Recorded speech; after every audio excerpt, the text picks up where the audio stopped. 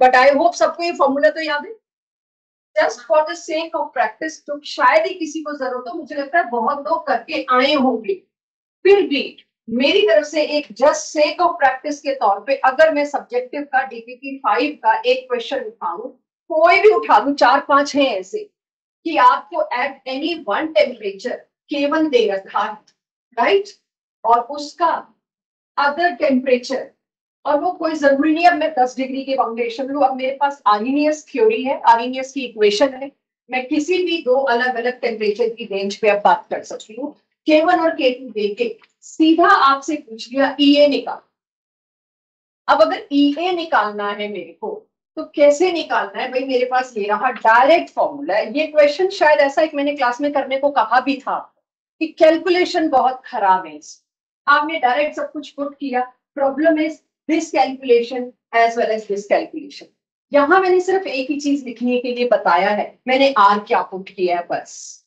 कोई भी अगर आर को लेके कंफ्यूज हो तो यहाँ मैंने आर पुट किया जूल्स में। अगर मैं आर जूल्स में पुट कर रही हूँ तो ऑटोमेटिकली मेरा जो ई आएगा वो जूल्स में आएगा, हजारों में आएगा, मैं उसको फिर किलो जूल में कर। तो अब इसमें मैं सिर्फ कैलकुलेशन सिंप्लीफाई करना बता सकती हूँ। अगर मैं बोर्ड्स की बात करूं तो काइनेटिक्स से जो 5 या 6 नंबर की कवरेज है, 3 नंबर का एक्टिवेशन एनर्जी पे बिना किसी रुकावट के साल दर साल लगातार क्वेश्चन है, हर साल, नो चॉइस ऑल्सो कि मेरे को एक्टिवेशन एनर्जी की कैलकुलेशन थोड़ी बचत हो जाए, वो चॉइस ही नहीं है मेरे। तो ये आपके सामने जो कैलकुलेशन है, मैं सिर्फ इतना सिंप्लीफाई करके दे सकती हूँ, ये तो आपको खुद ही करना है। मैं थोड़ा सा आपकी हेल्प यहाँ कर सकती हूँ कि ये भी आपने जो कर सकते हैं किया, चीजों को हैंडल किया, बस यहाँ अटकेंगे अगर, तो लॉग अगर मेरे को देखना पड़ा 17.85 का, मैं इतनी ही हेल्प कर पाऊंगी। तो आप 17.85 का नहीं देख सकते, आपको उसको 1.7 करना है, 10 की पावर्स लानी है, उसी हिसाब से हैंडल करना है। Problem is this whole set of calculation. और ये आए जब आप प्रैक्टिस शीट कर रहे हैं, जब आप एनएवएसटी कर रहे हैं, पास्ट ईयर्स कर रहे हैं, इन क्वेश्चन के लिए यूज कैलकुलेटर्स, क्योंकि आप 1 घंटे में 4 ही कर पाओ, 5 ही कर, या इस तरह के क्वेश्चन को बहुत ज्यादा मत करिए, मेथड आपके पास होना चाहिए, लेकिन एक दो जरूर करिए ताकि कैलकुलेशन का फ्लो रहे। एनसीईआरटी बोर्ड ये क्वेश्चन यू विल रिसीव, और मेरे चैप्टर टेस्ट में जब मेरे को बनाना है तो शायद 2 भी मिल जाए, क्योंकि मेरे पास मतलब आई ट्राई कि इतना गंदा कैलकुलेशन आपको एक आधा ही मिले जो जो आता है। तो यहां तक सिर्फ आपको लाया जा रहा है कि मेरी तरफ से लास्ट क्लास में इतना हो चुका था, अगर आप लोग 2 4 5 क्वेश्चन भी डीपीटी 5 के करके हैं तो ये आपको टकराया हो। कैलकुलेशन से जरा बाहर निकलते हैं, कैलकुलेटिव क्वेश्चंस के बजाय कुछ इंटरेस्टिंग क्वेश्चन डायरेक्ट जो पूछे जाते हैं, जो बहुत इजी होते हैं, जैसे एक ये भी आपकी डीपीटी का है कि हमने इतने से इतने डिग्री बढ़ाया तो रेट ट्वाइस हुआ या 4 टाइम्स। तो रेट 4 टाइम्स अगर हुआ, क्वेश्चन में लिखा हुआ है 320 केल्विन से 300 केल्विन से जब हमने 320 केल्विन पे लेके गए टेम्परेचर, तो रेट बिकम्स 4 टाइम, या रेट कांस्टेंट के बिकम्स 4 टाइम। तो ऐसी कोई कंडीशन मेरे को गिवन हो तो मतलब मेरे को ये दे रखा है log 4, log से बच गई हूँ, log 4 में इजीली निकाल सकती हूँ 2 की पावर 2, और मेरे पास आगे अगेन सेम काम आ गया। गलती एक ही होनी है, आर और ईए को ध्यान रखिएगा, दोनों सेम यूनिट में चलना चाहिए, आपकी चॉइस है आप क्या करो। तो दूसरा तरीका जो बोर्ड्स में आ सकता है वो ये आ सकता है K2/K1 वैसे दे दें, बजाय थोड़ी लंबी वैल्यू से छोटी और इजी वैल्यू दे दी, मेरे को लॉग टेबल ना देना पड़े, सीधे लॉग 2 लिख देना पड़े। पिछले क्वेश्चन में तो लॉग टेबल की डिमांड है, इस क्वेश्चन में लॉग टेबल की डिमांड नहीं है। तो सबसे ज्यादा आपको इस तरह की 2 या 3 क्वेश्चन भी आपने प्रैक्टिस कर लिए तो जॉब ओवर। उसके बाद अपनी कैलकुलेशन स्किल्स पे ट्रस्ट करिए, आपको आ जाए। ये मेरी सजेशन है, बाकी जैसे आपको सही लगे।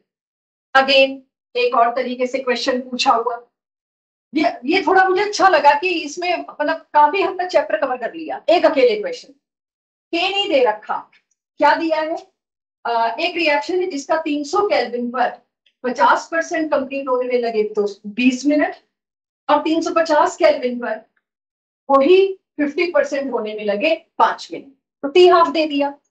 दो अलग अलग टेम्परेचर्स में चाहिए के था, और दे क्या रहे हैं टी हाफ।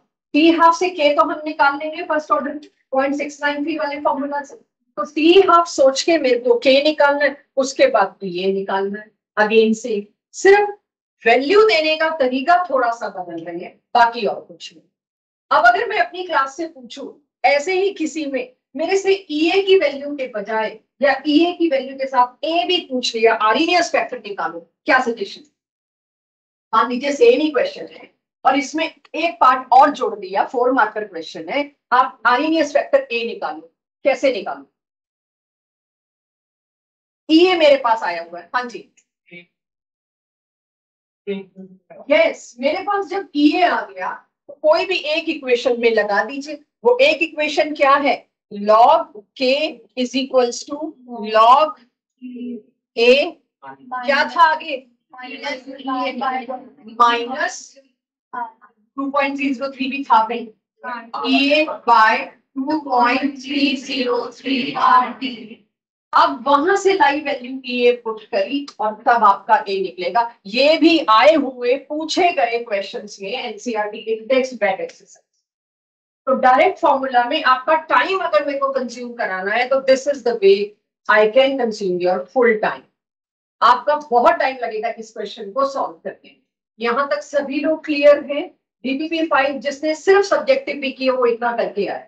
एक आखिरी क्वेश्चन और लेना चाहूंगी मैं, वो इस तरह का। जेई और नीट के जो पास्ट ईयर्स है उसमें भी इसकी काफी तादाद है। आप देखेंगे ना, जब तो ज्यादा कवरेज अब रिसेंट डेज में ईए वाले क्वेश्चंस की पढ़ी है, कुछ पिछले साल में। ये आपका एनसीईआरटी इंडेक्स का ही क्वेश्चन। आपको एक फर्स्ट ऑर्डर इक्वेशन, एक फर्स्ट ऑर्डर रिएक्शन के बारे में ये इंफॉर्मेशन दे और आपसे ईए पूछ लिया, प्रोवाइडेड इसका टी हाफ है। बच्चों टी हाफ है तो के है मेरे पास, तो जब मैंने क्वेश्चन में टी हाफ दिया तो आपके पास के है, कोई पूछे ना पूछे बात अलग है। आर भी बोल रखे हैं, क्या यूज करिए? तो if I want to use I can calculate के। इस क्वेश्चन में आपसे पहले तो के पूछा हुआ है, तो के तो मैंने निकाल दिया, वो ना भी पूछे वो तो मेरे को आता है। पॉइंट यहाँ क्या है, ईए कैसे निकालूं?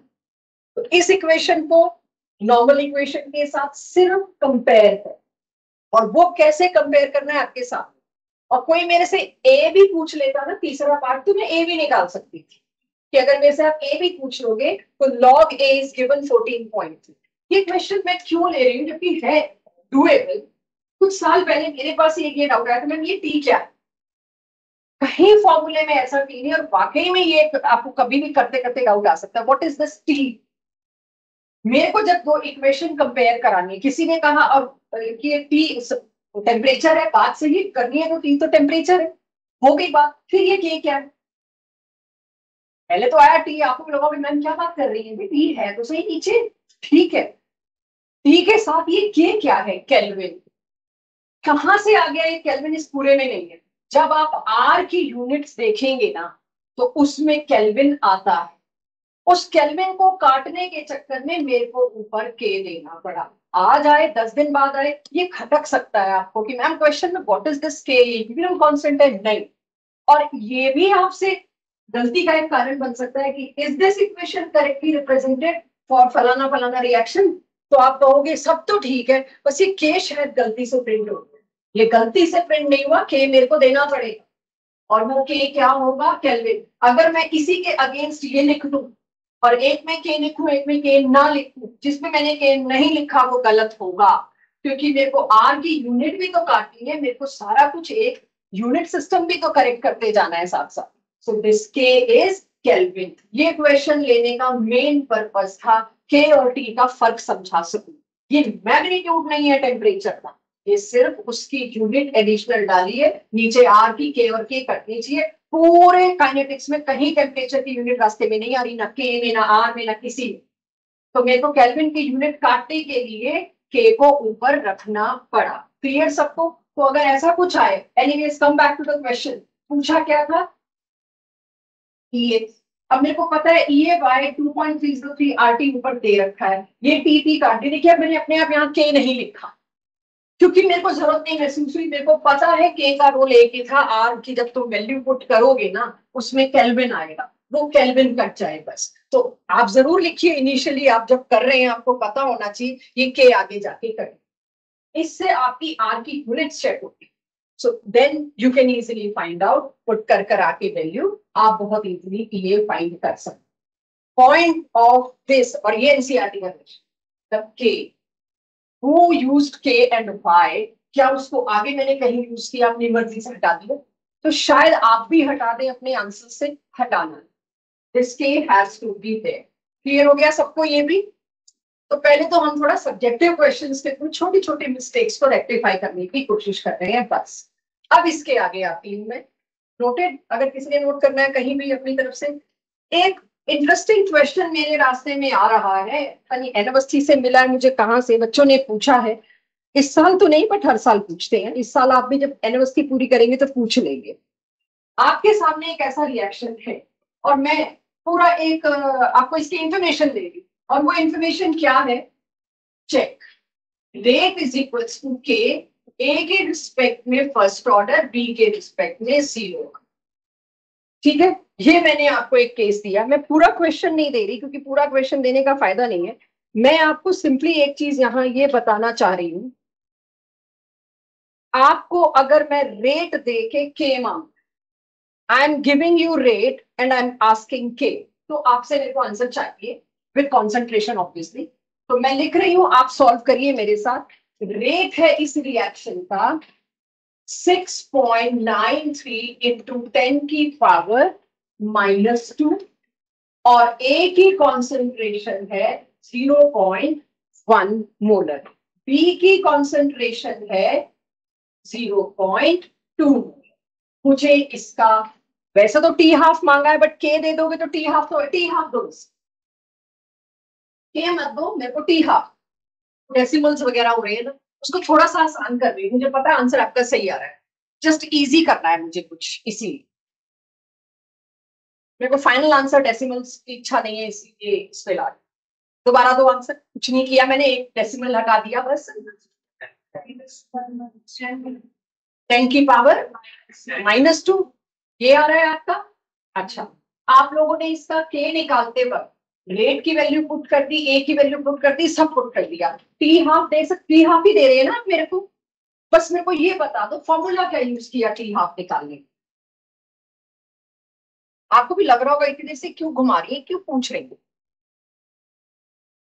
ये फॉर्मूला यूज किया होगा। ओके, ये, हाँ, तुम डिस्कस कर चुके हो क्या मैम के साथ? हाँ, तो फिर तुम चुप ही रहो ना, ये लोग अंधेरे में रहने दो, इनको मेरी शक्ल से भी लग रहा होगा कर क्या रही है, सारा बिल्ड कर रही हूँ मैं, I am building something. Answer तो पता ही है, हर साल की कहानी है, तुमने डिस्कस करे तो तुम शांति रखो, ये टू शू हमारी नॉलेज में नहीं आया अभी तक, अब आना है जी। ये फॉर्मूला यूज किया होगा, काइंडली चेक ये वाला फॉर्मूला कौन से रिएक्शन के लिए यूज किया था, जिस दिन डिराइव किया था वो रिएक्शन बताओ।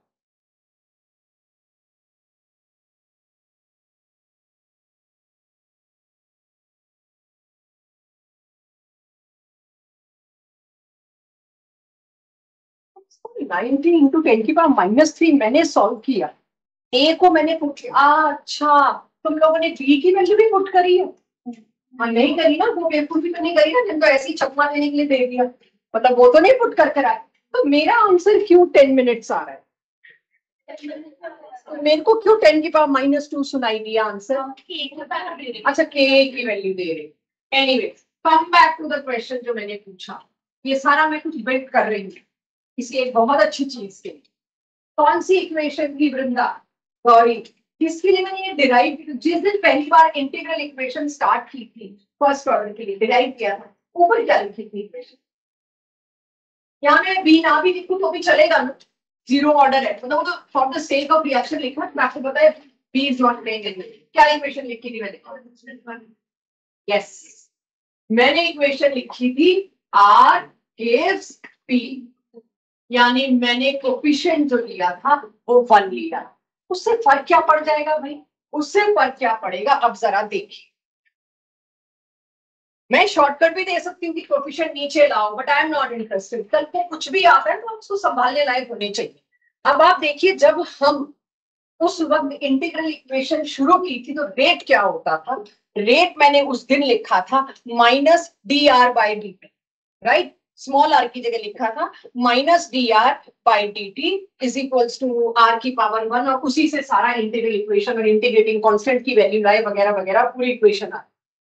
लेकिन अब क्या मेरे को -da/dt लिखना चाहिए, कोफिशिएंट है ना साथ में, अब मेरे को ये करना पड़ेगा, ये 2 उधर जाता, वो KT जो आया था वो 2KT होना है।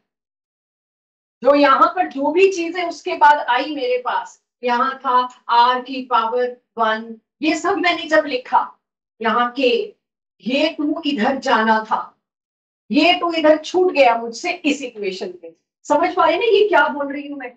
उस दिन यहाँ पर K⁻1, आप चाहे तो अपना पन्ना खोल के भी देख सकते हो, लेकिन उस दिन यहाँ पर ये हाफ नहीं था, तो ये आप 2 इधर लेके नहीं थे, यानी जहां जहां आपका K था वहां वहां क्या हो जाएगा 2K। और अगर स्टोइकियोमेट्रिक कोएफिशिएंट फर्स्ट ऑर्डर में ही 3 हो गया तो आपका क्या हो जाएगा 3K, 4 हो गया 4K। आई होप ये चीज अब आप समझ पाएंगे। तो यानी जो फॉर्मूला तुम लोगों ने यूज किया यहाँ पर एक्चुअली टी हाफ निकालने के लिए, T half is 0.693 by K की जगह क्या यूज करना चाहिए था 2, यही कह रहे थे, ध्रुव 2 आएगा नीचे। तो जो भी अब अपनी कॉपी में ये बात इंफॉर्मेशन में लिखिए, whatever stoichiometric coefficient is there for first order reaction, उसका नीचे एज इट इज वैल्यू का आना जरूरी है। तो उसको कैसे जनरली फॉर्मूले में लिखते हैं मैं लिखती रिएक्टेंट से लिखती हूँ, आप आर से बेटर समझेंगे, शुरू से आर से समझें। आर गिव्स पी और ये क्या है सी, इसके लिए आपका T half, if it is first order, T half हो जाएगा 0.693 बाय सी के। और इसी तरह से आपकी मतलब इंटीग्रल इक्वेशन बनेगी, वहां भी 2 आ जाएगा, जहां जहां के आया उसकी जगह 2K, 3K, 4K, डिपेंड्स मैं स्टोइकियोमेट्रिक कोएफिशिएंट क्या आ रहा है। देखिए क्वेश्चन टकराया था मुझे, लास्ट ईयर भी टकराया था, इस साल भी किसी ने पूछा है मुझसे, तो आई थॉट एक बार बात कर लें इस बारे में।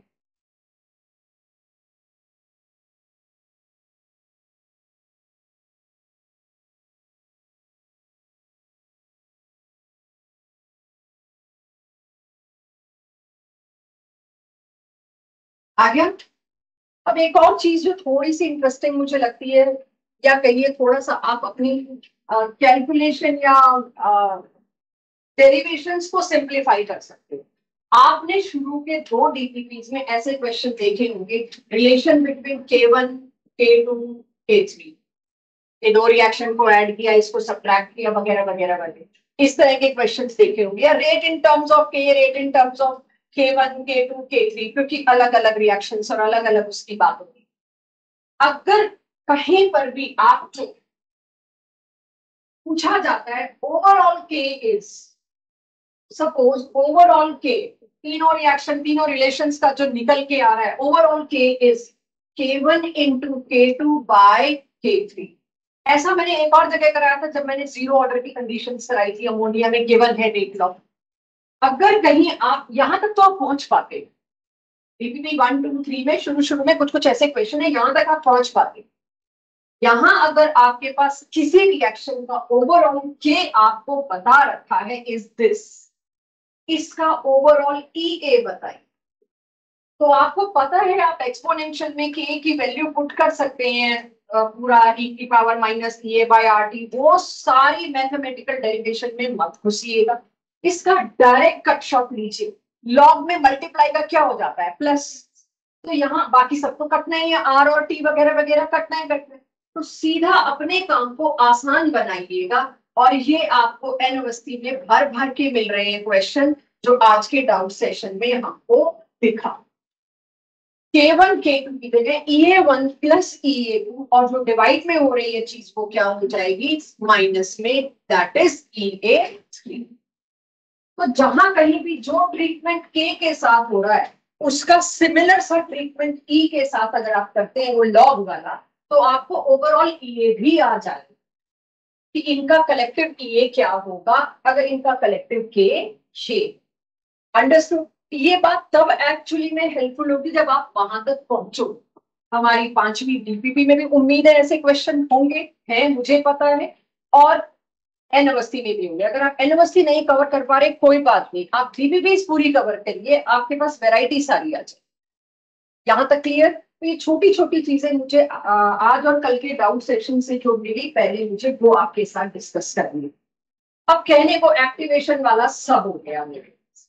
अब आता है डीपीपी 5 में कुछ स्टेटमेंट क्वेश्चन और पास्ट ईयर्स में कुछ स्टेटमेंट क्वेश्चन है जो बहुत ऑब्वियस है, लेकिन एसेंशियल रीजन में खासकर या which of the statement is और आर करेक्ट में तो मिस हो रही है चीजें और है बहुत इंटरेस्टिंग।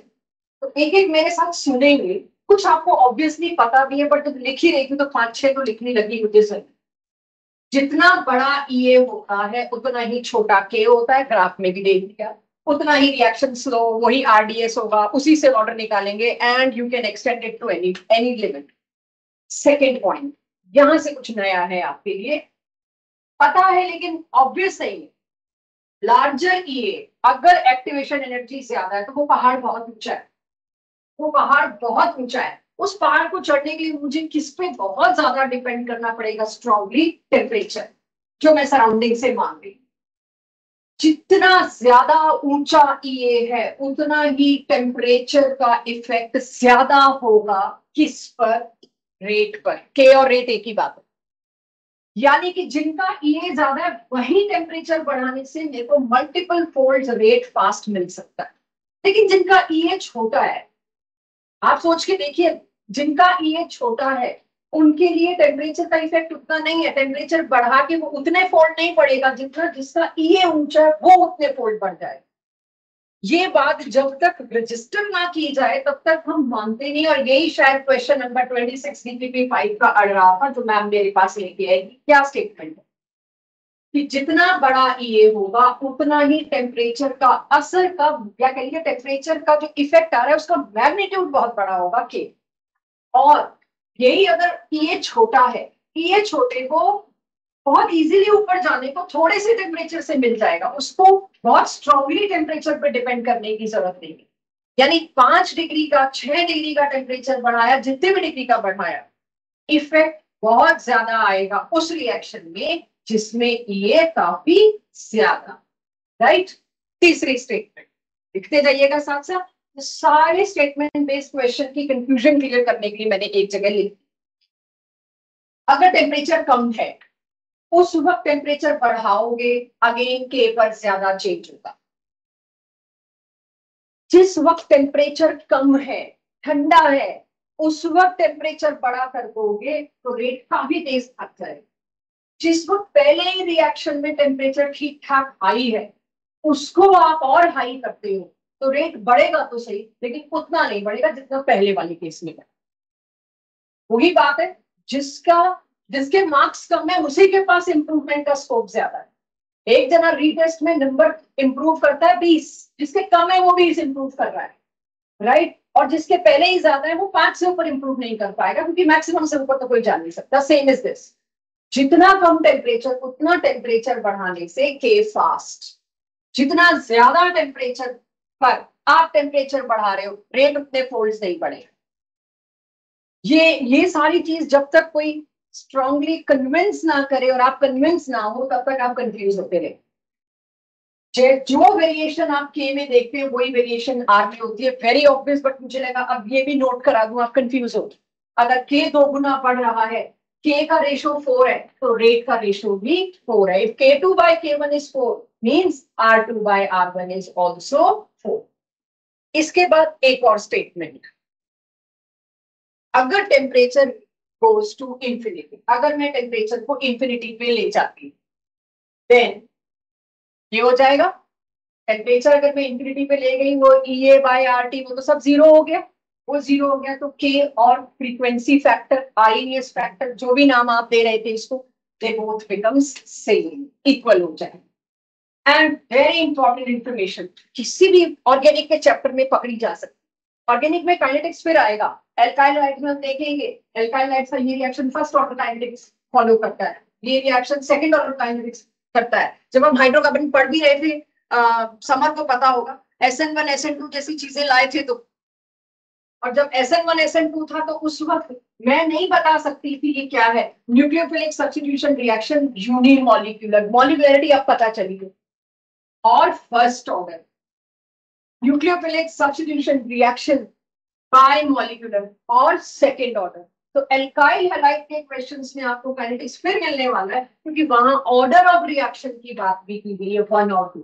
मॉलिक्युलरिटी और ऑर्डर सेम, क्योंकि वो एलिमेंट्री रिएक्शन की अगर मैं बात कर रही हूँ.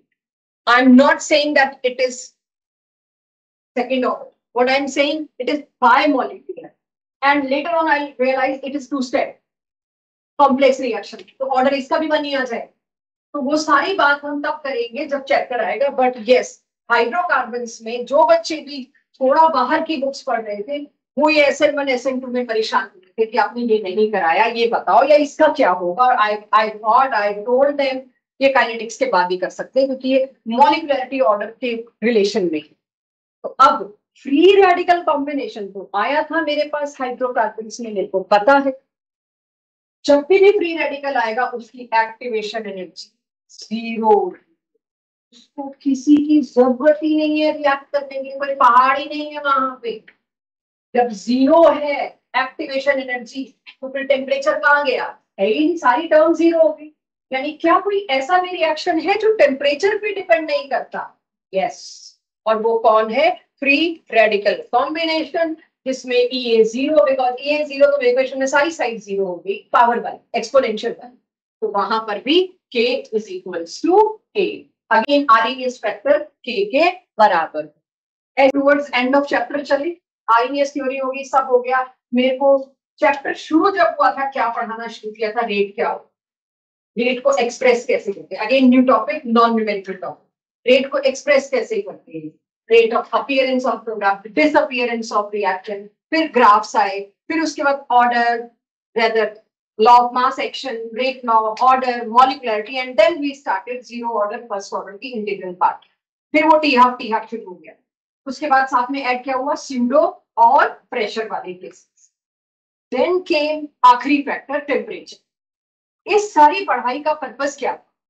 उसको कंसोलिडेट करना है. इस सारी पढ़ाई का पर्पस था मुझे पता चल सके रेट किस पर डिपेंड करता है, ताकि मैं जिस मर्जी रिएक्शन को चाहूँ स्लो कर सकूं अपनी रिक्वायरमेंट के हिसाब से, जिस मर्जी रिएक्शन को चाहूँ फास्ट कर सकूं अपनी मर्जी के हिसाब से, मेरी रिक्वायरमेंट के हिसाब. तो मेरे को सब पता चल गया भाई, किसी एक चीज की कॉन्सेंट्रेशन बढ़ाने से रेट कितना बढ़ता है, घटाने से कितना घटता है. I manage that. एंड चीज टेम्परेचर वाली बात बहुत बढ़िया मेरी है. एक इंडस्ट्रियलिस्ट अपना बहुत टाइम बचा पाता है पहले से रिसर्च करके कि फलाना रिएक्शन मैंने इस टेम्परेचर पे किया तो मेरे को इतने मल्टीपल फोल्ड रेट मिलेगा, मेरा टाइम बचेगा. एक और चीज रेट को अफेक्ट करती है, तीसरा फैक्टर, कैटलिस्ट. पहला फैक्टर हमने क्या पढ़ा? कॉन्सेंट्रेशन. दूसरा फैक्टर हमने क्या पढ़ा? टेम्परेचर. आज अब हम तीसरा फैक्टर पढ़ रहे हैं, कैटलिस्ट भी तो रेट को अफेक्ट करता है. कैटलिस्ट रेट को कैसे अफेक्ट करता है उसके लिए मेरे पास सिर्फ और सिर्फ ये थ्योरी है, बस एक लाइन भी नहीं है, ग्राफ. और वो देखते ही आप समझ जाएंगे. ग्राफ देख के तो समझ गए होंगे इधर पोटेंशियल एनर्जी है या एक्टिवेशन एनर्जी, और इधर क्या है? रिएक्शन के कोऑर्डिनेट्स. यहाँ क्या है? रिएक्टेंट. यहाँ क्या है? प्रोडक्ट. जो व्हाइट कलर का ग्राफ है वो विदाउट कैटलिस्ट है. रिएक्शन का रूट या मैकेनिज्म फिक्स्ड है. HI और HI ने अगर H2 और I2 ने अगर टूटना है तो उन्होंने एक हाईली एक्टिवेटेड कॉम्प्लेक्स बनाना है जिसमें H और H का बॉन्ड टूटा होगा, I और I का बॉन्ड टूटा होगा, नया HI का बॉन्ड है. उसके बिना पॉसिबल ही नहीं है. आप टेम्परेचर बढ़ाओ घटाओ, कॉन्सेंट्रेशन बढ़ाओ घटाओ, ये पहाड़ तो चढ़ना पड़ता. लेकिन कैटलिस्ट डालते ही क्या होता है? कैटलिस्ट मैकेनिज्म ही बदल देता है. कैटलिस्ट कहता है H2 और I2 को तुम्हें अपने बॉन्ड तोड़ने की जरूरत ही नहीं है, मैं अपने कुछ ऐसा काम करता हूँ कि बॉन्ड मेरी वजह से टूट जाए, तुमको दूसरों से एनर्जी मांगनी ही ना पड़े. लोग मैकेनिज्म ही बदल दिया, खुद घुस गया रास्ते में. यानी we are changing our routes. Catalyst changes pathway. जिस रास्ते से मैं जा रही थी स्पीड ब्रेकर बहुत ऊंचा था, I change my route and speed breaker gets very low. और जब EA ही कम हो जाएगा तो रेट मल्टीपल फोल्ड फास्ट होगा सेम टेम्परेचर. अगर इस वाले EA को मैं इस तरह से नॉमेनक्लेट करूं, EA और EA डैश, तो क्या देख के आप मुझे बता सकते हैं कौन सा छोटा है? EA dash. कौन सा रेट फास्ट होगा?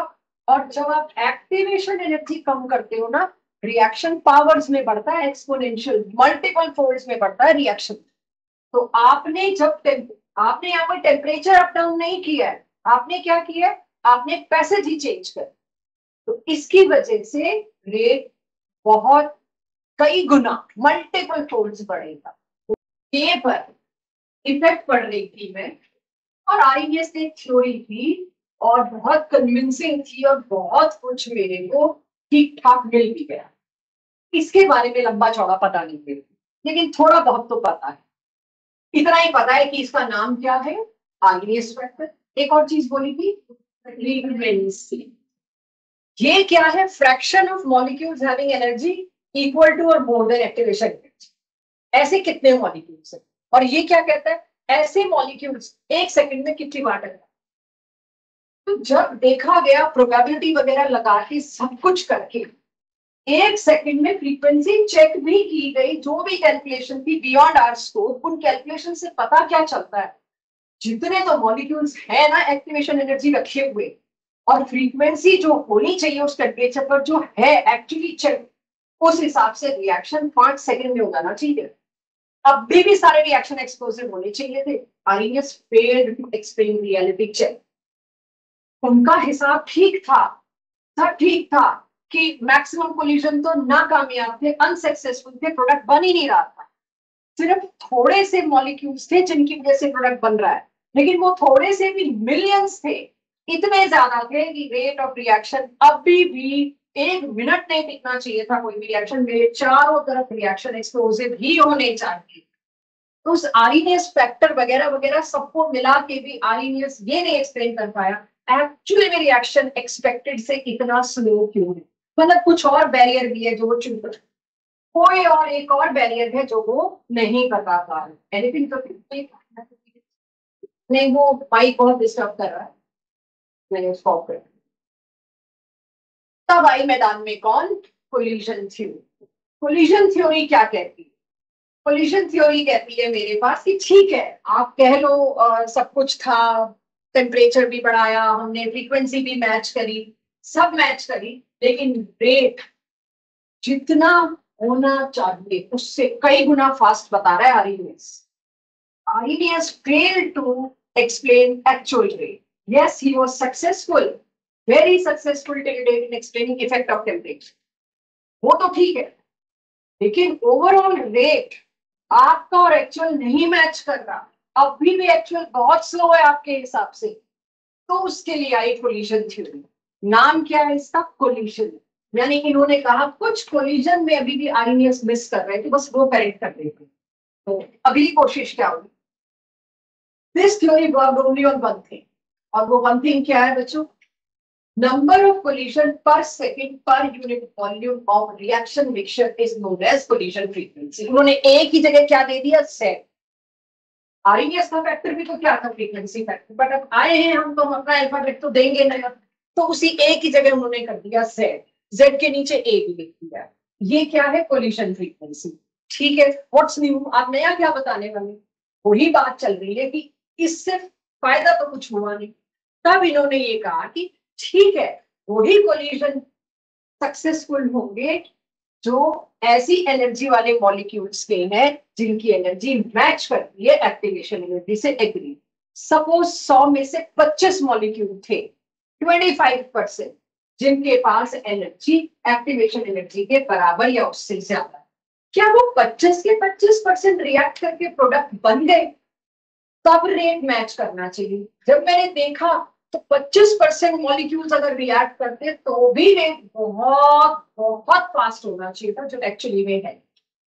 यानी कुछ कोलिजन में और हो रहा है, वो पहली बार इस कोलिजन थ्योरी ने मेरे को ला के दिया। एग्रीड कोलिजन होने चाहिए, लेकिन वही कोलिजन सही है जिनमें मॉलिक्यूल्स का ओरिएंटेशन प्रॉपर हो। सिर से सिर ना भिड़ रहा हो, सिर से पैर भिड़ रहा है, तो वो कोलिजन यूजलेस है, होगा एक्टिवेशन एनर्जी। क्या मतलब है इसका, ये मैंने आपको सिंपल सा एक रिएक्शन दिखा रही हूं, वो है, अगर ध्यान दे तो ब्रोमोमीथेन। ये क्या है, ब्रोमोमीथेन। ये एक न्यूक्लियोफाइल है, थोड़ा थोड़ा अगर आपको याद हो तो इस पे पार्शियल नेगेटिव, इस पे पार्शियल पॉजिटिव, ये नेगेटिव सेंटर है, नेगेटिव सेंटर को बोलते थे न्यूक्लियोफाइल। अब रिएक्शन क्या है, सब्स्टिट्यूशन रिएक्शन। इस बीआर को किससे सब्स्टिट्यूट कराना है, देखो OH से एल्कोहल बना, मैंने NaOH डाला और ये लिया ब्रोमोमीथेन, शेक किया एक टेस्ट ट्यूब में काफी देर, और मैं एक्सपेक्ट कर रही हूँ इतनी देर में इतना बन जाना चाहिए। मैं जब शेक कर रही हूँ तो मैं कोलिजन अलाउ कर रही हूँ और एनकरेज कर रही हूँ कोलिजन्स को, लेकिन कोलिजन्स क्या है, रैंडम। अच्छा, 25% मॉलिक्यूल्स के पास ही कितनी एनर्जी थी कि वो कोलाइड करके प्रोडक्ट की साइड जा पाए, एक्टिवेटेड कॉम्प्लेक्स का पहाड़ चढ़ पाए। उसमें भी आधा केस तो ऐसा हो गया, OH ब्रोमोमीथेन को कोलाइड करने उसके नेगेटिव एंड पे ही पहुंच गए, head on. Negative and negative will repel, और ऑर्गेनिक में नो रिएक्शन ऐसे दिखाया जाए। इस OH को ये Br नेगेटिव ने क्या किया, रिपेल किया। ये कोलिजन एक्टिवेशन एनर्जी के साथ था, और हम क्या एक्सपेक्ट कर रहे थे, इसको प्रोडक्ट बनना चाहिए था, ये नहीं बना। तो जो फ्रीक्वेंसी मेरे को आईनीएस दे रहे थे, 25% मॉलिक्यूल्स के पास है जी, 25% में बहुत ज्यादा बोल रही है, बट जितनों के पास भी आधे तो यही कैंसिल हो गए। हाँ, आपकी तो प्रोबेबिलिटी में मान ही लो कि इम्प्रॉपर होगी, सिर्फ उनकी सही होगी। अभी तो मैं आपको इम्प्रॉपर का भी एक ही तरीका दूंगी। प्रॉपर ओरिएंटेशन क्या हो, जब तक OH नेगेटिव इस एंड से नहीं अटैक करेगा, तब तक OH को एंट्री नहीं मिलेगी। देख रहे हैं एक्टिवेटेड स्टेट, पुराना बॉन्ड टूट रहा है, नया बॉन्ड बन रहा है। Br के बॉन्ड को मैंने यहां देखिए, ये पुराना बॉन्ड टूट रहा है, ये नया बॉन्ड अटैच हो रहा है। स्क्वायर ब्रैकेट में जिस भी चीज को दिखाते हैं मीन्स वो एक्टिवेटेड कॉम्प्लेक्स है, वो एक्चुअल में नहीं बना, ऐसा होएगा पक्का, ये टूटेगा ये बनेगा। कार्बन की पेंटावेलेंट स्टेट हो थोड़ी सकती है, पॉसिबल ही नहीं कार्बन की पेंटावेलेंट। तो एक टूट रहा है एक बन रहा है, ये है प्रॉपर ओरिएंटेशन। जब यहां तक पहुंचेगी ना दो मॉलिक्यूल, तब जाके, या आयंस वटेवर, तब जाके product. Only activation energy is not deciding कि प्रोडक्ट बनेगा, it is actually orientation also which is deciding. आधा तो यही कट कर दिया आरएनएस को। तो कोलिजन थ्योरी की ये सक्सेस थी। तो अब यानी एक और नया फैक्टर इंट्रोड्यूस कर दिया आपने, फ्रीक्वेंसी जो थी सो थी, ओरिएंटेशन फैक्टर। ओरिएंटेशन फैक्टर को स्टेरिक फैक्टर नाम देके, पी देके, उन्होंने कहा ये बैरियर आप भूल गए थे जी, आप ए लेके चल रहे थे जेड, आप पी भूल गए थे। फिर भी पूरी सेटिस्फेक्शन नहीं हुआ। इसके बाद एक और थ्योरी आई जो आपकी एनसीईआरटी में लाइन लिखी हुई है, beyond this is not possible for us. आपको बताना पढ़ाना पॉसिबल नहीं है। इसके बाद एक और थ्योरी आई जिसने फाइनली हमको रिजल्ट दिया, which we use to study in graduation. 12th तक आपको इतना ही बताया जाता। अब पैरेलल रिएक्शन क्या होते हैं, एक ही चीज एक ही साथ तो अलग अलग प्रोडक्ट्स में कन्वर्ट हो गई। ए से बी भी बन रहा है, ए से सी भी बन रहा है, और दोनों का रेट अलग है, दोनों का रेट कांस्टेंट अलग है, K1 एंड K। अब कोई मेरे से सिर्फ रेट पूछे भाई, तो अगर कोई मेरे से रेट पूछता है तो रेट को एक्सप्रेस देखना मैंने ठीक किया, -dA/dt। लेकिन आगे क्या, एक किस स्पीड से डिसअपियर हो रहा है, ये दोनों रिएक्शन तय करेंगे, क्योंकि ये दोनों में कंज्यूम हो रहा है। एक में 90% जा रहा है, एक में 10% जा रहा है, लेकिन जा तो दोनों में रहा है। तो उसको एक्सप्रेस करने का क्या तरीका है, इट इज, इसका रेट लॉ क्या होगा, K1A as well as K2A, दोनों का एल्जेब्रिक सम। अब जब दोनों का एल्जेब्रिक सम है, ए तो दोनों में कॉमन है, आगे मैं मैथमेटिकली कुछ भी सिंप्लीफाई कर लूं, ये तो पता चल गया K1 K2 का करना क्या है। इस तरह से पैरेलल रिएक्शन के रेट को मुझे एक्सप्रेस करना होता है। अब कोई पूछे परसेंटेज यील्ड कैसे निकाली तुमने, उसके जाके देखा, वो तो मैं कर नहीं सकती, आप कर सकते हो लैब में, वो जी हम कैसे करें। तो उसके लिए हम क्या करते हैं, परसेंटेज यील्ड कैसे निकाली जाती है। परसेंटेज यील्ड कौन डिसाइड कर रहा है, रेट को K1, और नीचे वाले को कौन डिसाइड कर रहा है, K2, और ओवरऑल क्या कौन डिसाइड कर रहा है, K1 प्लस K2। तो परसेंटेज जैसे निकालते K1 divided by K1 plus K2 into 100, K2 divided by K1 plus K2 into 100। ये होगी आपकी परसेंटेज यील्ड। सिंपलेस्ट क्वेश्चन यहां से आता है, कोई लॉग नहीं, कोई बड़ा फॉर्मूला नहीं, कोई एक्सपोनेंशियल नहीं, कोई ग्राफ नहीं, कुछ नहीं, सिंपलेस्ट फॉर्मूला, सिंपलेस्ट पार्ट ये है जहां से मेरे से कुछ पूछ ले तो 1 सेकंड में मैं जवाब दूं। करिए नोट पैरेलल रिएक्शंस पे, कुछ लोग करिए, बाकी भी करिए अगर मिस हुआ है किसी का कुछ। इसके बाद अगला आता है सीक्वेंशियल रिएक्शन। पैरेलल के बाद अगला लिखिए सीक्वेंशियल। मैं वेट कर रही हूँ अगर किसी का ये रह गया हो नोट कर। अगला मेरे पास आ रहा है सीक्वेंशियल। देखना मेरे बिना बताए समझ आता है कुछ देख के? अगर मैंने यहाँ पर कुछ कर रखा है, क्या समझ पाएंगे सीक्वेंशियल रिएक्शन क्या होती है?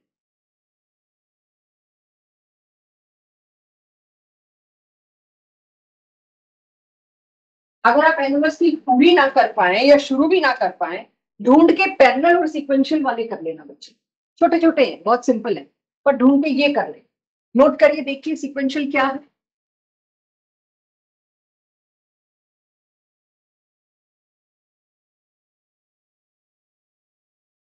अगर मेरे को रेट एक्सप्रेस करना है तो minus D A by D T, ये तो मैंने ठीक एक्सप्रेस किया। K1 A, यहां तो कोई फाइल, लेकिन बी की अपीयरेंस ए पर नहीं डिपेंड कर रही, सिर्फ बी की अपीयरेंस इस बात पे भी डिपेंड कर रही है, बनते ही वो आगे चला जा रहा है। तो बी किसी टाइम पे कितना बचा पड़ा है, कितना यूज हुआ है। अब मैं क्या बोलूं, इधर से देखूं तो ये प्रोडक्ट है, इधर से देखूं तो ये रिएक्टेंट है। तो अगर मेरे को बी के टर्म्स में बताना है 10 मिनट में कितना बी अपीयर हुआ, अब तुम 10 मिनट में कितना भी अपीयर हुआ लिख तो देंगे, साथ के साथ वो डिसअपियर भी तो हो रहा है। तो मेरे को दोनों बातों को ध्यान में रखना पड़ेगा। ऐसा नहीं कि पहले बी पूरा बन जाएगा फिर उसके बाद सी में जाएगा, ये नहीं होते सीक्वेंशियल रिएक्शन। पहले ए से बना बी और फिर बी से साथ के साथ बनना शुरू हो गया सी। तो डीबी बाई डी में कैसे, डीबी बाई डी माने rate of appearance of B, यानी रेट ऑफ रिएक्शन। मैं वही देख रही हूँ, तो वो कैसे एक्सप्रेस करूंगी? आया किसकी वजह से? K1 A की वजह से। गया किसकी वजह से? K2 B की वजह से। तो सब्ट्रैक्ट कर। तो सीक्वेंशियल रिएक्शन में मेरे को मेन चीज ये देखनी। सिमिलरली कोई कहे सी की टर्म में बताओ जी, वो तो तुम बताइए, वो तो वैसे ही पता है।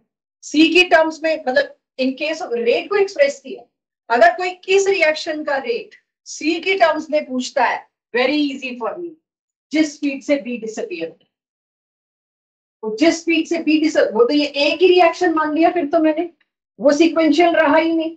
सीक्वेंशियल असली मुद्दा बन गया बीच वाली। इसको पूरा नोट करें, यहां आपका सीक्वेंशियल है। आप कुछ बिट्स एंड पीसेस के रिएक्शंस, बिट्स एंड पीसेस के इंफॉर्मेशन मैं आपको दे रही हूँ फर्स्ट ऑर्डर के लिए। अब ये चीजें पहले बताई ही नहीं जा सकती जो अब मैं बता रही हूँ, थोड़ी डिफिकल्ट है, थोड़ा फोकस चाहिए आपका। एक बार मुझे समझाना बहुत जरूरी है, उसके बाद आप फॉर्मूला रट के काम चला सकते हैं। मेरा काम कभी फॉर्मूला रट के चल नहीं पाएगा, इसलिए मैं हमेशा समझाऊं।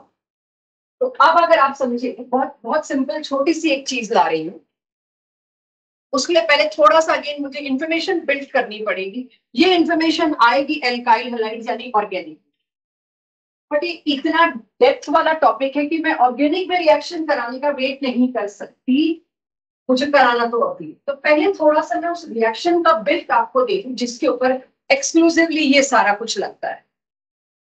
एक्चुअली में जब आप सुक्रोज, बहुत सुना हुआ नाम होगा होपफुली, टेबल शुगर जिसको कहते हैं, सुक्रोज एक ऐसा कंपाउंड है जिसके थ्रू अगर आप लाइट पास करते हैं, right, monochromatic source of light जिसमें सिर्फ एक कलर की वेवलेंथ आती है और उसका प्लेन भी पोलराइज्ड है। पोलराइज्ड का मतलब मेरी क्लास अब तक समझ चुकी होगी कि दो पोल, दो एंड्स जिसके होते हैं, अपोल मींस पॉजिटिव पोल, नेगेटिव। तो प्लेन का पोलराइज होने का मतलब क्या होता है? अगर कोई नॉर्मल लाइट का सोर्स है जो मेरे चारों तरफ है, उसमें लाइट हर डायरेक्शन में प्रोपोगेट कर रही, इन एवरी डायरेक्शन। एक पोलैरीमीटर का, एक निकोल प्रिज्म का काम क्या होता है? निकोल प्रिज्म पोलैरीमीटर के अंदर लगा होता है, उसका काम होता है वो लाइट के प्लेन को पोलराइज करता है। ये पूरा आपका एनसीईआरटी का टॉपिक है एल्काइल हैलाइड में, पूरा डिटेल तब आएगा, लेकिन अभी सिर्फ उतना दे रही जितना जानना जरूरी। अगर एक लाइट ऐसी आ गई जिसका प्लेन पोलराइज्ड है, मतलब वो एक ही प्लेन में चल रही है, बस दिस इज पोलराइज। अब इसको इधर इधर इधर इधर चलने नहीं दिया, सारी लाइट की जो पूरी की पूरी ऑसिलेशंस है वो एक ही प्लेन में पोलराइज करती। और ये किस डिग्री पे है? 0 डिग्री। अगर मैं पोलैरीमीटर में एक मीटर लगा दूं थीटा नापने का, तो ये 0 डिग्री पे रोटेट कर पहुंच रही है, ऑसिलेट कर रही है। लाइट जो है इसका प्लेन, एक ही प्लेन में लाइट चलती चलती चलती चलती जा रही है प्रिज्म से निकाल। प्रिज्म से जैसे ही मैंने ये लाइट निकाली, उसके बाद इसके सामने रख दिया एक डब्बा जिसके अंदर सुक्रोज है या जिसके अंदर कोई भी ऑर्गेनिक कंपाउंड है। इस कंटेनर के अंदर इस लाइट को गुजरने दी, लाइट गई इस बॉक्स के अंदर, इस बॉक्स से जब बाहर निकली तो मैंने उसका थीटा नापने के लिए, पोलैरिमीटर बहुत बड़ा एक इक्विपमेंट होता है, उसका थीटा मेजर हो जाता है कि निकलते हुए लाइट जो है अभी भी उसका यही था, theta is same, zero, no change. कुछ कंपाउंड ऐसे होते हैं जो लाइट के प्लेन को रोटेट करते हैं। अब या तो वो लाइट के प्लेन को राइट हैंड साइड में रोटेट करेंगे या लेफ्ट हैंड साइड, यानी ये था घुसने से पहले लाइट, और निकलने के बाद या इधर रोटेट हुआ मिलेगा प्लेन या इधर रोटेट हुआ मिलेगा। ये क्वेश्चन सारा थीटा पे है, इसलिए को थीटा बताना जरूरी है। या तो इस डायरेक्शन में रोटेट होगा या इस डायरेक्शन, राइट हैंड साइड में रोटेट होता तो उसको कहते हैं जी ये डेक्स्ट्रो रोटेटरी कंपाउंड था, और लेफ्ट हैंड साइड में रोटेट होता है तो कहते हैं लीवो रोटेटरी कंपाउंड। पूरी अपनी एनसीईआरटी एल्काइल एलिमेंट करते फिरेंगे यहाँ पे। ये लिस्ट है 6 कंपाउंड्स की, पहचानो इसमें से कितने लाइट के प्लेन को रोटेट कर देंगे और कितने नहीं करेंगे, वो आपके पास सब तरीका आ जाएगा। लेकिन क्या आपको ये थीटा समझ आ गया? प्लेन ऑफ पोलराइज लाइट को रोटेट करने की कैपेबिलिटी कुछ ऑर्गेनिक कंपाउंड रखते हैं और वो रोटेशन है theta. It can be in this direction, it can be in this direction, depends on compound. तो जब मैंने सुक्रोज अकेले को डाला, अकेले सुक्रोज को, उसका रोटेशन था पॉजिटिव, पॉजिटिव माने डेक्स्ट्रो माने राइट हैंड साइड, 66 डिग्री के आसपास। तब रटाएंगे जब बायोमोलिक्यूल्स पढ़ेंगे, वहां सुक्रोज सारे पढ़ेंगे, तब रटाऊंगी आपको ग्लूकोज फ्रक्टोज सबकी रोटेशन। इसकी रोटेशन आती है +66 डिग्री के आसपास। और जब मैंने इसमें बॉक्स में डाला, इसको लाइट निकली, नोट कर लिया जी, पॉजिटिव में आई है 66, ये है डेक्स्ट्रो रोटेटरी। लेकिन तुरंत मैंने क्या किया, इस बॉक्स को खाली किया, इसके अंदर अब सुक्रोज के साथ साथ वाटर भी डाल, हाइड्रोलाइज हो जाए। सुक्रोज को जब आप वाटर देते हैं, जो टेबल शुगर आप खाते हैं वो आपकी बॉडी में जाके क्या करती है, ये बायोमोलिक्यूल्स में सारा हम पढ़ने वाले, वो कन्वर्ट होती है ग्लूकोज और फ्रक्टोज। यानी जैसे ही मैंने सुक्रोज प्लस वाटर डाला, मेरे दिमाग में तो था +66 आएगा रोटेशन, मैंने डाल के देखा तो ना जी +66 नहीं आया, क्योंकि ग्लूकोज की रोटेशन अलग थी पॉजिटिव में और फ्रक्टोज की रोटेशन अलग थी नेगेटिव में और लार्ज के। ओवरऑल रोटेशन किस डायरेक्शन में? नेगेटिव में। भाई ये पॉजिटिव 32 आया रैंडमली वेरी, और ये नेगेटिव 56 आया, तो ओवरऑल रोटेशन किस में मिलेगी मेरे को? नेगेटिव। मैं सुक्रोज डालते वक्त क्या सोच रही थी? पॉजिटिव आई 66, आई कितनी? माइनस में कुछ, मैंने अपनी मर्जी से 32 56 लिख दिया, होती इन्हीं के आसपास है, लेकिन बायोमोलिक्यूल्स में पढ़ेंगे उसको म्यूटा रोटेशन कहते हैं। तो यानी रोटेशन से मुझे पता चला सुक्रोज कंज्यूम हो गया, सुक्रोज तो रिएक्ट कर गया। कितना कंज्यूम हुआ, कितना पीछे बचा, अगर बता दो तो मैं तो इसका रेट भी निकालूंगा। और अगला कह रहा है अब मैं ये नहीं बताऊंगा 5 ग्राम सुक्रोज लिया था, पीछे 3 रह गए, अब मैं रोटेशन बताऊंगा, चलो निकालो तुम रेट। यानी रोटेशन की टर्म्स में मेरे को कॉन्सेंट्रेशन पकड़नी पड़ेगी। सारा ही कंज्यूम हो गया मतलब रिएक्शन खत्म, रिएक्शन खत्म मतलब R इंफिनिटी, रोटेशन इंफिनिटी। अब मैं अपने टॉपिक पे आती हूँ, उसका बैकग्राउंड आपको बता दिया। सुक्रोज होता है डेक्स्ट्रो रोटेटरी, जैसे ही वो हाइड्रोलाइज होगा वो कन्वर्ट होता है glucose dextro rotatory and fructose highly levo rotatory. तो final result comes out to be levo rotatory, यानी sucrose without water dextro rotatory, sucrose with water levo rotatory. इसी वजह से आप पढ़ेंगे इसको इन्वर्ट शुगर बोलते हैं। ये शुगर नहीं बोली जाती केमिस्ट्री में या बायो में, इसको इन्वर्ट शुगर बोला है। ये रोटेशन इन्वर्ट कर देगा बॉडी में जाके, ये इन्वर्ट शुगर के नाम से फेमस होगी, तो आपके प्रॉपर सिलेबस में आएगा। तभी आपको टॉपिक का नाम क्या मिलेगा? Inversion of cane sugar. Sucrose को केन शुगर, क्योंकि ये गन्ने के जूस से बनती है इसलिए इसको केन शुगर कहते हैं। ये वही टेबल शुगर है जो आपके घर में, तो हम उसी के बारे में पढ़ रहे हैं। तो इतनी देर से मैं कौन सी टर्म एक्सप्लेन कर रही थी आपको? इन्वर्जन वर्ड क्यों आया इस टॉपिक। जितना बता सकती हूँ उतना बता दिया। करीबन 20-25 दिन महीना के अंदर अंदर एल्काइल लाइट का ये टॉपिक आ जाएगा। उस दिन आपको रोटेशन पूरा एक दिन लगता है पोलैरिमीटर पढ़ाने में। आपको एक दिन में बड़े आराम से आता है कि अच्छा ये रिलेशन होती है। अब ये सुक्रोज, ये वाटर, ग्लूकोज और फ्रक्टोज, मुझे पता है इनकी रोटेशन। इसकी रोटेशन जिसको किसी को अपने लिए करना हो, ये मेरे साथ साथ लिखना पड़ेगा बच्चों, अभी आपके बस का होगा नहीं। इसकी रोटेशन भी पॉजिटिव, इसकी रोटेशन भी नेगेटिव, सॉरी ग्लूकोज की पॉजिटिव, इसकी नेगेटिव, बट ये एक लार्ज वैल्यू से है इसलिए नेट रोटेशन में तो नेगेटिव में ही मिलेगा।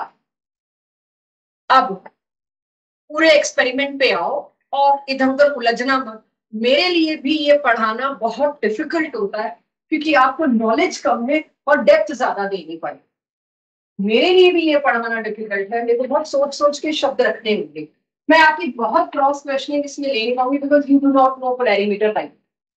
तो अब जरा इसको पढ़ते हैं, थोड़ी देर के लिए छोड़ दो नोट करना, ये ठीक ठाक कंफ्यूजिंग है और इसके डाउट्स लेने ममता मैम के पास अवॉइड करिएगा। उनको आज भी मैंने कुछ कोशिश की है इसकी क्लैरिटी देने की, बट हाँ उनसे भी गलती हो सकती है, तो अगर हो गलती तो उसको एक्सक्यूज कर देना, may be she will learn with you. ये आपके पास मैंने पोलैरिमीटर लिखा 0, 90, 90, 180 दिख रहा है सबको, ये डिग्रीज है, ठीक है। प्लस और माइनस अपने आप सोच सकते हैं, राइट हैंड साइड वाले को प्लस, लेफ्ट हैंड साइड वाले को माइनस।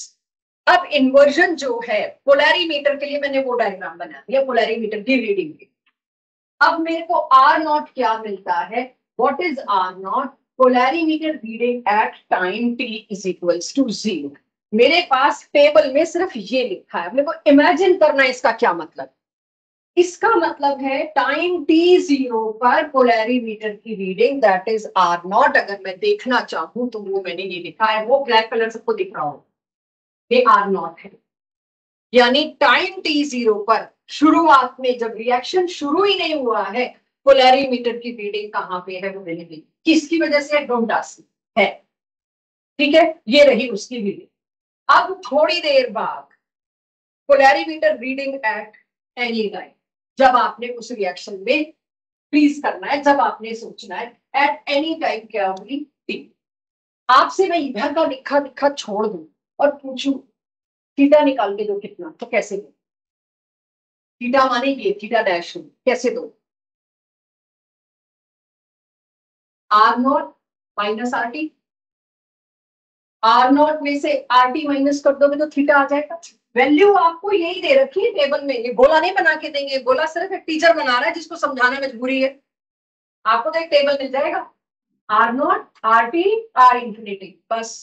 तो फिर से देखिए जिनको नहीं समझ आया हो इन केस, आर नॉट में से क्या माइनस कर दिया, आर टी, बचा क्या, ये, यही तो रोटेशन हुई। शुरुआत में कहाँ था पोलैरिमीटर का नीडल, इधर, अब क्या है यहाँ, मुझे गैप ही तो निकालना था। मेरे पास कौन सा पोलैरिमीटर है कि मैं यहीं से देख लूं ना थीटा क्या है, कई बार आता है इसी में देख लो। भाई ये फोटो नहीं दे रहे क्वेश्चन, क्वेश्चन में आपको एक रीडिंग दे रहे हैं और उस क्वेश्चन को सही करने के लिए जिसको डेप्थ में जाना है वो ये भी बना सकता है, जरूरत होगी नहीं, वैसे मैं आपको शॉर्टकट फॉर्मूला दे रही हूँ, बट डेप्थ आनी जरूरी है। शॉर्टकट फॉर्मूला ऐसा लगता है तो बेसिक क्राइम करा दिया। सो यहाँ पर आपके पास क्या मैं ये लिख सकती हूँ, इनिशियली पोलैरिमीटर की रीडिंग थी आर नॉट, और आर नॉट को अब मैं यहाँ पे लिखना चाह रही हूँ not R not theta, rotation कितना हुआ, rotation at any time theta is R not minus R T, everyone लिख सकती हूँ। किसी भी वक्त रोटेशन अगर इतना हुआ है इसका मतलब वो प्रोपोर्शनल होगा कितना सुक्रोज यूज हुआ, जितना सुक्रोज यूज हुआ उतना ही तो उल्टी डायरेक्शन में जाएगा। सुक्रोज पूरा यूज हो गया तो पूरा नेगेटिव में पहुंच जाएगा, अगर मेरे बच्चे समझ पा रहे हो सामने। तो यहां सुक्रोज था और अब जैसे जैसे आगे आप बढ़ते जाओगे रिएक्शन में, राइट हैंड साइड से किधर जानी शुरू हो जाएगी नीडल, लेफ्ट हैंड साइड से। तो कितना थीटा रोटेट हुआ मींस कितना सुक्रोज कंज्यूम हुआ। कंज्यूम सुक्रोज अगर मैंने ले लिया x, तो x को मैं R not by R not minus R T के साथ रिलेट कर सकती हूँ। ये थीटा जो रोटेट हो रहा है ये पता चल रहा है भाई कितना सुक्रोज यूज हुए जा रहा है, कंज्यूम हुए जा रहा है, हाइड्रोलाइज होते जा रहा है, ठीक है जी। अब रोटेशन एट इंफिनिटी, अब किसको देखना है मेरे को, रोटेशन एट इंफिनिटी माने जब रिएक्शन कंप्लीट हो गया, रिएक्शन कंप्लीट हो गया मतलब जितना सुक्रोज था सारा यूज हो, कितना सुक्रोज था, अगला मुद्दा यही है। सो रोटेशन एट इंफिनिटी अगर मैं बच्चों से पूछूं मुझे निकालनी है तो कैसे निकालू, मेरे पास आर नॉट है, आर टी है, आर इंफिनिटी है, आप कहोगे आर नॉट है और आर इंफिनिटी है, ऐड कर दो, यही थीटा ही तो निकालना है, बहुत सिंपल सी बात है। ये आर नॉट है, ये आर इंफिनिटी है, दोनों को ऐड कर दो। बट एक है नेगेटिव डायरेक्शन में, मतलब एक है पॉजिटिव डायरेक्शन में, एक है नेगेटिव डायरेक्शन में, करना मेरे को दोनों को ऐड। तो अगर मैं कह रही हूँ आर नॉट मेरे पास गिवन है, आर इंफिनिटी गिवन है, दोनों को ऐड कर दिया तो क्या हो जाएगा, टोटल कितना थीटा आया। टोटल थीटा निकालने में प्रॉब्लम क्या है, रोटेशन आपको प्लस माइनस के साथ दी है, तो ये जो रोटेशन है वो माइनस में चली जाएगी। यानी कि अगर मैं आपको कहूं दिस आर नॉट इज, ये जो आर नॉट था जो मैंने आपको दे रखा है +30, और आर इंफिनिटी जो है वो तो यहां से मूव करा, आर इंफिनिटी जो मेरे को दे रखा है वो -15, आप ऐड करके 45 बोलोगे ना, लेकिन इसके आगे माइनस है, वो माइनस क्या बताता है, लीव रोटेट, उस माइनस को प्लस करने के लिए मैंने यहाँ पे माइनस लगाया। कि आप ये मत कहना आप सब्ट्रैक्ट क्यों कर रहे हो, वैसे तो आपको ऐड करना है, लेकिन आपको ये फोटो नहीं मिलेगी कि आप ऐड कर पाओ। आपको पता है +30, have a look at my hand, +30 और -15 को ऐड करना, तो ये यहां पर था +30 और ये घूम के -15 आया, तो आप क्या कहोगे, 30 डिग्री यहां आया और 15 डिग्री यहां आया, मैम 45 डिग्री। लेकिन जब आपको फॉर्मूला में लाना है तो उस माइनस को प्लस करने के लिए एक माइनस तो लगाना पड़ेगा। तो थीटा डैश जो था मेरे पास, थीटा डैश क्या था मेरे पास यहाँ पे, कितना आर इंफिनिटी पहुंचने पर रोटेशन हो गया शुरू के मुकाबले, आर नॉट के मुकाबले। तो थीटा डैश मैंने ये बना रखा, this code will add up. तो ये सारा ऐड होने पर मुझे रोटेशन एट इंफिनिटी यानी theta dash is R not minus R infinity. I hope आपको ये माइनस समझ आ गया हो मैंने क्यों लगाया। तो फाइनली ये मेरे को किसके साथ रिलेट कर देगा, एक्चुअली में सुक्रोज इनिशियली तुमने लिया दिखा था, यानी कि ए। अगर ए और एक्स आ गया है मेरे पास, अब मैं फर्स्ट ऑर्डर काइनेटिक्स लगाती हूँ।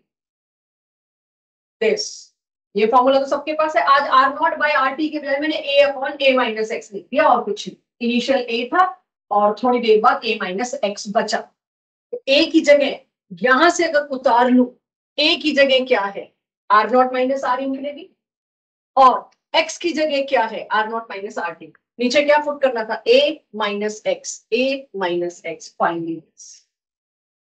इसमें आपसे कुछ भी ट्विस्ट नहीं कर सकते। किसी को लगे कि मेरे से इतना लंबा नहीं होगा, जब 7-8 क्वेश्चन कर लो तो ये रट जाएगा। R not minus R infinity, R T minus R infinity, don't do all the process, simply learn the formula बिना समझाए।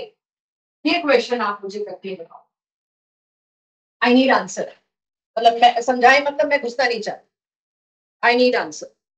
इसमें आप मेरे को के टी हाफ निकाल के, चलो के निकाल दो यार, टी हाफ तो जैसे दोगे के आ गया तो वो दिया।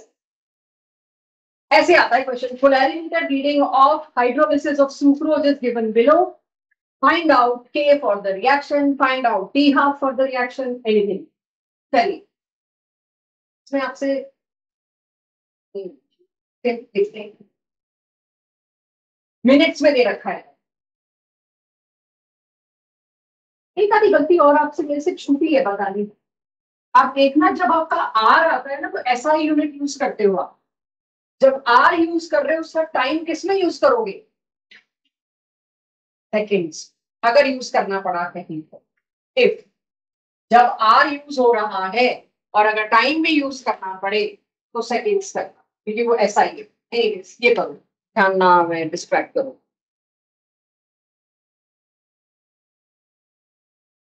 क्वेश्चन है ही नहीं, बस यही तो, पोलैरिमीटर रीडिंग दे रही, आप मेरे को के निकाल के दो, बस क्वेश्चन ही ये। वो पूरी लाइन नहीं लिखी मैंने हाइड्रोलिसिस ऑफ सुक्रोज, क्योंकि वो कहानी सुना के आ रही बस इसमें, सही नहीं तो ये सॉल्व करना होगा। भाई 10 के बाद माइनस थी तो सभी लोग दे रहे हैं, कोई 9.2 दे रहा है, कोई 8.4 दे रहा है, कोई 4.6 दे रहा है। भाई ये कैलकुलेशन तो करना पड़ेगा। मेरे को एग्जैक्ट क्वेश्चन मिला नहीं, इस जैसे तो मिल गए मैं जिस बुक से उठाया था। अब मैं और टाइम वेस्ट नहीं करना चाहती हूँ, थोड़ी कोशिश करूँ तो मिल भी जाएगा, बट क्यों करूँ, इतने बड़े बच्चे बैठे हैं, कैलकुलेशन तो थोड़ी सी आप देख लेना एक बार दोबारा कर लेना। हाँ जी, मैंने इसमें नहीं कहा था, मैं तो वैसे एक बात बोली थी कि कभी कल को आप आर पुट कर रहे हैं, टाइम पुट करना पड़े तो मेक श्योर वो सेकंड्स हो। इसमें आपका आंसर बदल जाएगा अगर किसी ने सेकंड्स लिया है और मिनट्स लिया है, तो इसीलिए ऊपर मैंने यहाँ पर जब मिनट लिख के दिया है तो मैं चाहूंगी कि मिनट में ही दे दो मेरे को आंसर। ठीक है, तो मेरी कोशिश तो मिनट की है ताकि कैलकुलेशन कम पड़े। अगर आपने सेकंड्स कर दिया तो आपका डेफिनेटली आंसर बदलेगा। शायद आपने सेकंड्स किया इसको नहीं, तो करिएगा एक बार इसकी कोशिश। कैलकुलेशन आपके ऊपर छोड़ रही हूं मैं। बिल्कुल ऐसा सेम, उसकी कहानी सुनाए बिना टाइट्रेशन की, रिएक्शन की। Acid catalyse hydrolysis of ethyl acetate, ये आपने स्यूडो में पढ़ा है, इसको मैं सुना नहीं रही, सिर्फ आपको बता रही हूँ। आप ये हाइड्रोलिसिस पढ़ के आए हो, एसिड और एल्कोहल। अब सोच के देखो थोड़ी देर बाद कितना एसिटेट बचा है या कितना रिएक्ट कर गया, यहाँ पे निकालने का कुछ जुगाड़ देखना पड़ेगा। जैसे वहां मैंने रोटेशन का एंगल देखा, तो जो लोग नोट कर रहे हैं 1 मिनट सुन ले, उसके बाद नोट ही करना है। मेरे पास एक ही तरीका है पता लगाने का कितना एसिड बना। जितना एसिड बना होगा उतना एसिटेट कंज्यूम हुआ हो, राइट। और इनफाइनाइट टाइम पर जितना एसिड बना उतना ही एस्टर लिया गया होगा, सिमिलर टू प्रीवियस केस। तो उसके लिए मैंने क्या किया, मैंने इनिशियल स्टेज पर जो भी मेरे को वॉल्यूम ऑफ NaOH रिक्वायर्ड है to titrate the reaction mixture वो लिख दिया। वो क्यों रिक्वायर्ड है भूल जाना, आप ये मत कहना एसिड तो बिल्कुल ही नहीं है मैम, काहे को रिक्वायर्ड था इसके अंदर इनिशियल, तो 0 रिक्वायर्ड होना चाहिए था। NaOH कर क्या रहा है काम, NaOH COOH के साथ रिएक्ट करके N1V1 is equals to N2V2 या N1V1 is equals to N2V2 से मुझे पता चल जाएगा कि कितना एसिटिक एसिड इधर आ गया वॉल्यूम, राइट। मैं वो निकाल लूं क्योंकि वॉल्यूम यूज ऑफ मतलब पूरा वो जो टाइट्रेशन करके वॉल्यूम भी आ गया मेरे पास, मोलैरिटी आ गई। यानी volume of NaOH used will tell me how much acid was there, how much मतलब volume of acid was there, क्योंकि दोनों के दोनों का n फैक्टर 1 है, दोनों की मोलैरिटी या नॉर्मेलिटी सेम। तो धीरे धीरे टाइम के साथ साथ एसिडिक एसिड बनता जाएगा, NaOH यूज्ड की वैल्यू भी बदलती जाएगी। इनिशियली क्यों NaOH यूज हुआ, यही कंफ्यूजन पिछले सालों में भी आया है। इनिशियली तो 0 ही पुट करो मैम, रिएक्शन मिक्सचर, रिएक्शन तो स्टार्ट ही नहीं हुआ, भाई यहाँ कैटलिस्ट के तौर पे एसिड लिया जाता है, सल्फ्यूरिक एसिड डाला जाता है। अब वो सल्फ्यूरिक एसिड भी तो NaOH को कंज्यूम करेगा। अगर आप किसी चीज का वजन तोलते हैं, कोई कोई बॉक्स के अंदर आपने कुछ डाल के वजन तोलना है, पहले आप खाली बॉक्स का वजन तोलते हैं कि उस डब्बे का भी तो एक वेट है, उसके अंदर सामान डालते हैं तब हम कहते हैं जी 1 kg हुआ। सिमिलरली तो उसके अंदर पहले से थोड़ा सा एसिड है क्योंकि कैटलिस्ट के तौर पे मैंने डाला हुआ है, वो भी कुछ NaOH कंज्यूम करेगा। तो इस तरह के अटपटे सवाल से बचना, यहाँ पे एक कंडीशन आपको दी जा रही। तो जो इनिशियल वॉल्यूम यूज हुआ वो V0, थोड़ी देर बाद जब मैंने रिएक्शन रोका तब यूज हुआ VT, और एंड में जाके जो पूरा रिएक्शन हो जाता है इनफाइनाइट टाइम पे तब volume use was V infinity. बिल्कुल पिछले क्वेश्चन, पिछले सैंपल की तरह आप A और A माइनस एक्स निकालेंगे, A और X निकालेंगे और फिर आप उसमें A माइनस एक्स की वैल्यू पुट करेंगे, फाइनल आपके पास आउटपुट ये आएगा। अब आप इतने केपेबल हैं, रोटेशन वाला जैसे मैंने कराया उसके बाद यहाँ साइड में अभी नहीं, खुद कर सकते हैं V इंफिनिटी, V0 और VT को रिलेट करना, कि मेरे को जैसे मैंने पिछले केस में किया, कर सकेंगे तो विल बी वेरी गुड, नहीं कर सकेंगे तो मैं कराऊंगी और फाइनल आउटकम आपको दिया। अब इसे नोट करें। Coming to last to end the topic, इसमें ये बहुत इजी सी चीज है, ऐसी एक्सरसाइज लिखा है आप कर लोगे। Degree of dissociation her chapter में उड़ के आ रहा है। डिग्री ऑफ डिसोसिएशन क्या होता है, कितना रिएक्ट किया डिवाइडेड बाय कितना लिया था एवरीवन। पिछला किसी का नोट करना रह गया हो तो I can again come back to the slide. Amount reacted divided by initially taken, ऊपर क्या लिखा है भूल जाना है, ओके। अमाउंट रिएक्टेड कितना, अब तो एक्स ले ही रहे हो, एक्स चला गया, पीछे कितना बचा A माइनस एक्स, इनिशियली कितना लिया था A। तो मेरे पास डिग्री ऑफ डिसोसिएशन ये, तो फर्स्ट ऑर्डर काइनेटिक्स से मेरे से इसकी वैल्यू पूछी है बस, तो फर्स्ट ऑर्डर काइनेटिक्स क्या होती है? अभी नेचुरल लॉग में चलते हैं तो 2.30 पे लिखने का टाइम बचाना है मेरे को और कुछ नहीं, क्योंकि न्यूमेरिकल नहीं कर रही मैं अभी, फॉर्मूला डिराइव कर रही हूँ। ये सबके पास है a upon a minus x. अब यहाँ पर थोड़ा सा कुछ इधर उधर हेर फेर किया है मैंने, देख लेना क्या हेर फेर किया, केटी किया है बस, और तो क्या ही किया है मैंने। अब ये हटाया तो किस में आ गया? एक्सपोनेंट में, माइनस नहीं है अभी, ठीक है। रेसिप्रोकल कर दिया तो यहाँ पे क्या आ गया? माइनस। अब ए को दोनों से अलग अलग डिवाइड किया तो क्या आया? 1 माइनस एक्स अपॉन ए, क्योंकि मेरे को शुरू से एक्स अपॉन ए चाहिए। My purpose was just to see X upon 1 minus x upon a is e की पावर minus 80. Hence, degree of dissociation according to first order kinetics अगर मेरे को निकालना है तो मेरे पास आ गया 1 minus e की पावर minus e minus kt, that is alpha.